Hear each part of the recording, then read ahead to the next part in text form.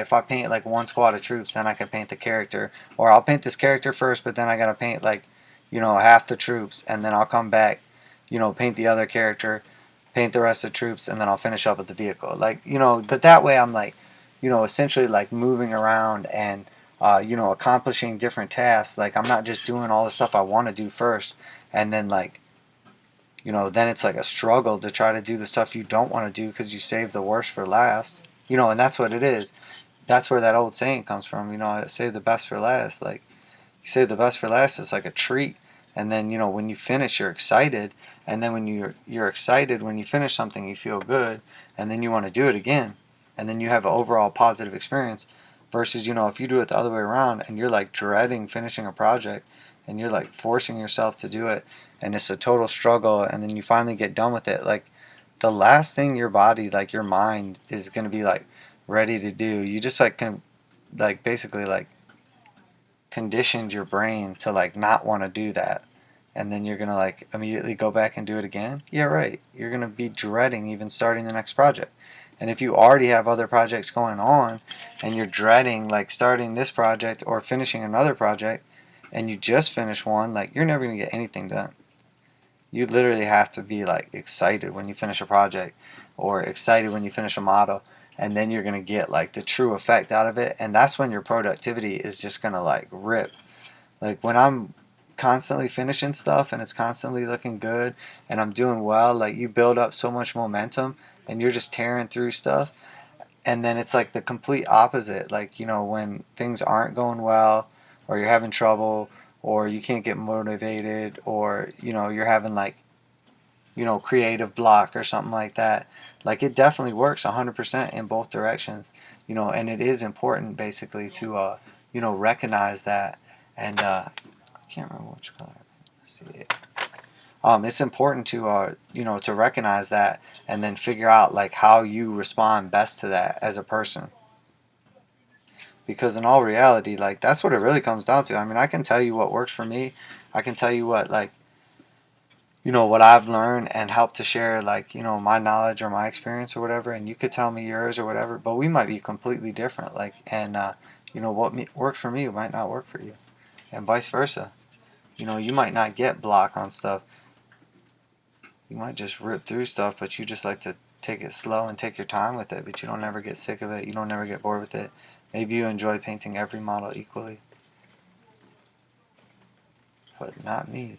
I like to paint the characters. I like to paint like conversions and like awesome guys, like the ones that really like stand out and catch your eye. Like I get much more excited to like paint that guy.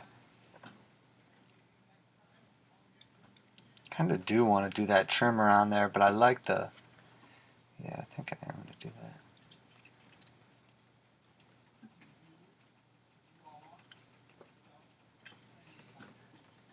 that. I may just skip a color real quick, like not finish this, not finishing like everything up with leadbelcher, just to kind of see how that gold looks. I can't remember. I think on the board I used the Balthazar gold, and it's pretty nice. Like, you know, right in here, these spots. But it contrasts, I think, better with the green, as where here,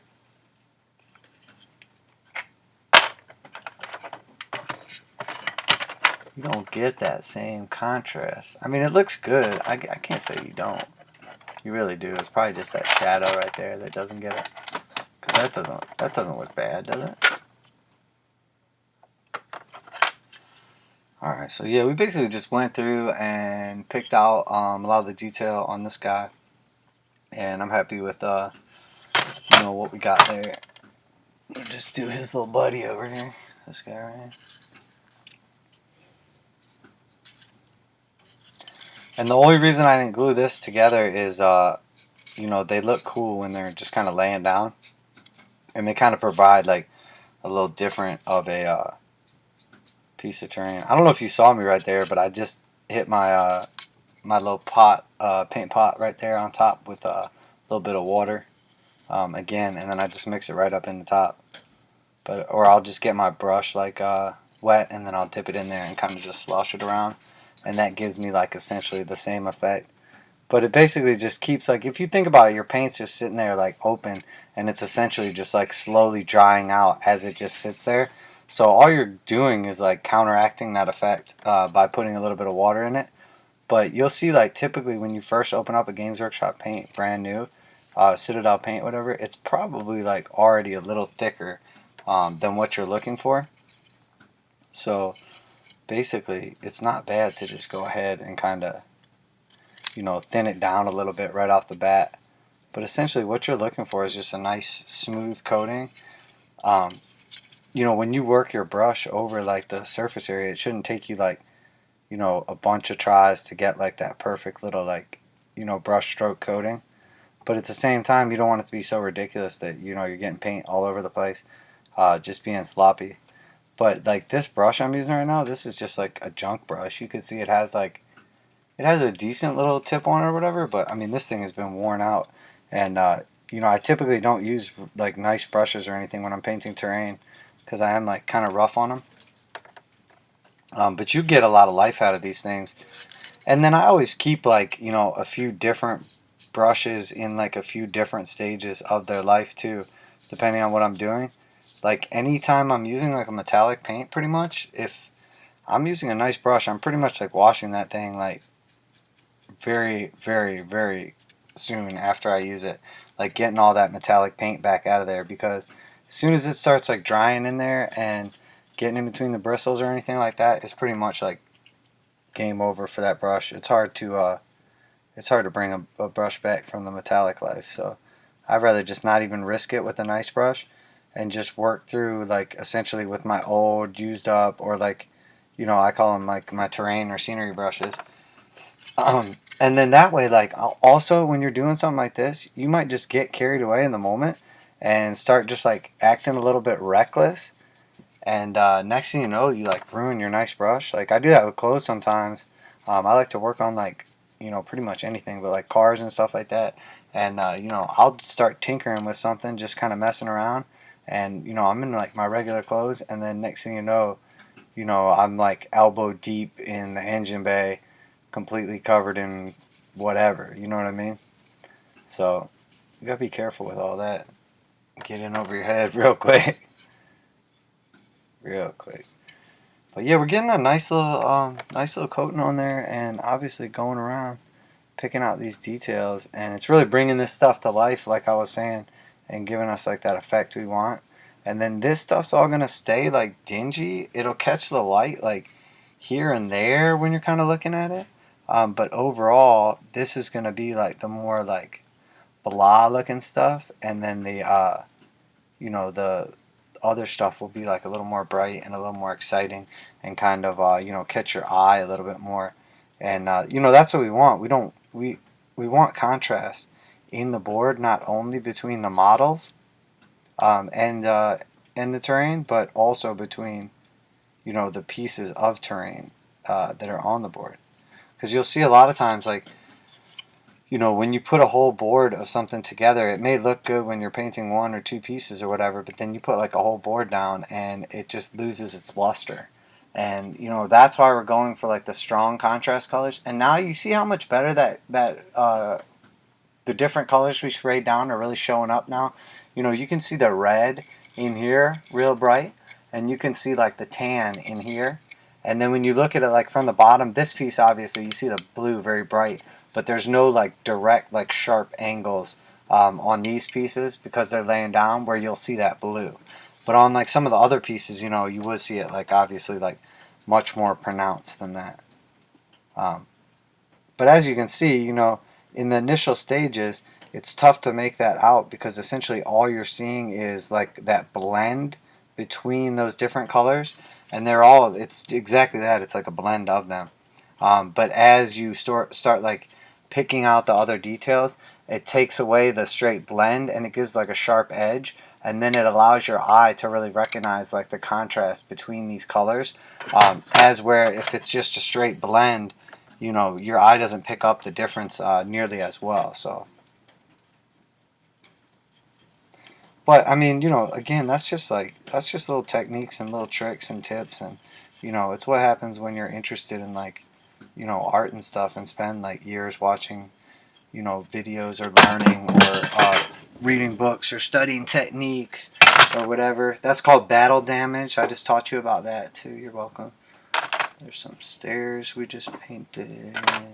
And some more stairs. There's so many stairs.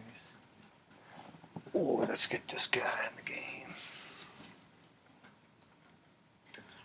And I'm just going to hit this one more time with a little bit of water.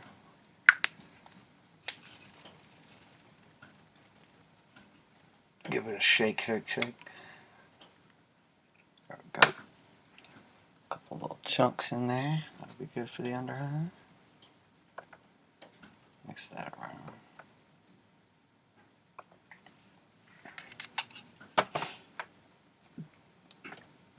And then like this, where we got like the magnet right there, I'll just hit right over top that with some paint. I mean, this one's like dug down in there, and then there's the other one too. So these guys are pretty much, I mean, they're lifers. They're not going anywhere. But you know, with these magnets, two things going to happen over time for a fact. One, you know, the paint that you do get on them is going to scratch off. It's definitely going to happen. Over time, as magnets like make contact, they're going to scrape the paint off for sure. It's guaranteed.